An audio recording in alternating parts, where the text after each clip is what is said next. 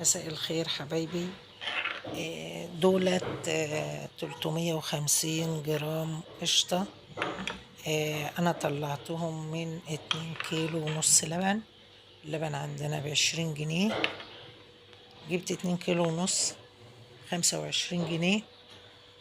شلتهم في التلاجة يومين وطلعتهم. طبعا توفير التوفير، لأن اللبن نفسه هتشوفوه هتستعجبوا اللبن ده بعد ما قعد في التلاجة يومين. شوف اللبن عامل ازاي في الكبشة، في نسبة قشطة كمان. بس انا طلعت كمية تكفيني. طلعت حوالي 350 جرام يعني ب50 جنيه. واللبن بعد ما شلت وشه، هشيل وشه قدامكم دلوقتي، بغلي منه. جميل جدا في الغلية، ما جرالوش حاجة. انا شلته على الرف الاولاني في التلاجة لمدة يومين. اللبن اهوت بيغلي اهوت وبيفور اهو. طبعا صباح الخير عليكم. صبنا منه للفطار. ونسبة القشطة فيه نسبة عالية كمان.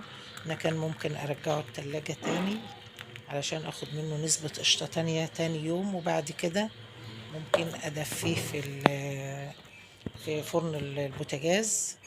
اولع فرن البوتاجاز 5 دقايق واطفيه واحطه فيه. لاخر النهار هاخد منه اعمل جبن. بس انا شلته علشان اعمل منه حاجات تانية.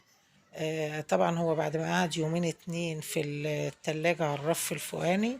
شوفوا انا بشيل قدامكم القشطة علشان لا ما تقولوش ان انا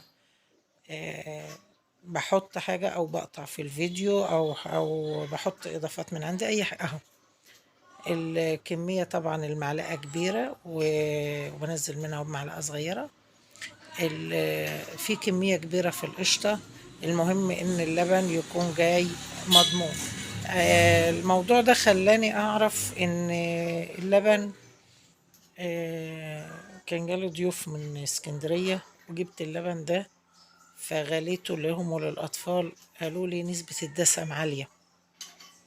عرفت بالصدفة ان الفلاحين او البياعين بيعملوا كده في اللبن، بياخدوه يحطوا في التلاجة لتاني يوم، يشيلوا وش القشطة بتاعه وبعدين بيبيعوه.